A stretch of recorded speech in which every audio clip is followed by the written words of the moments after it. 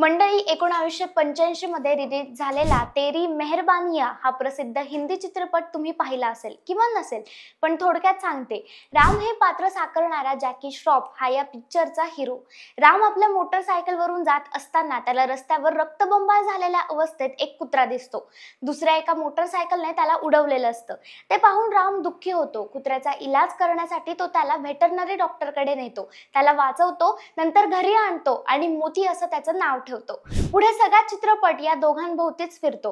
चित्रपटात राम आणि मोती यांच्या नात्यातील अनेक भावनिक प्रसंग दाखवले आहेत. रामच्या मृत्यूनंतरही मोती त्याच्या चितेजवळच राहतो. नंतर मोती एकटाच सगळ्या दुश्मनांना भिडतो आणि बदलाचं वर्तुळ पूर्ण करतो. चित्रपटातील तेरी मेहरबानिया हे गाणं त्या काळी प्रचंड लोकप्रिय झालं होतं.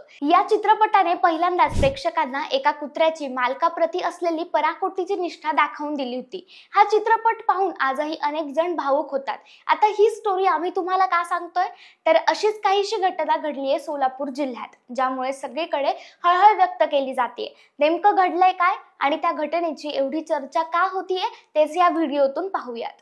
नमस्कार, मी राजनंदिनी आणि तुम्ही पाहताय देदणका. तर मंडळी, ही हृदयस्पर्शी घटना घडली आहे सोलापूरच्या मोहोळ तालुक्यातील वडवळ या गावात.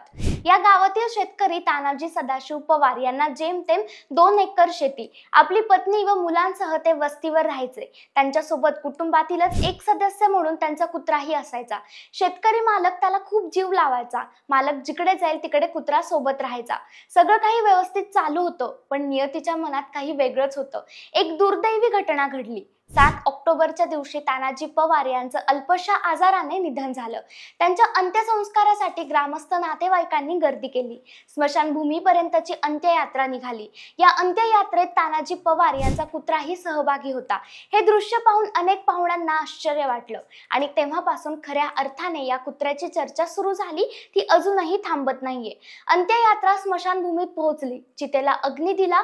नंतर एक एक करून सगळी लोक माघारी निघून जात होती, पण कुत्रा काही चितेजवळून हालायला तयार नव्हता.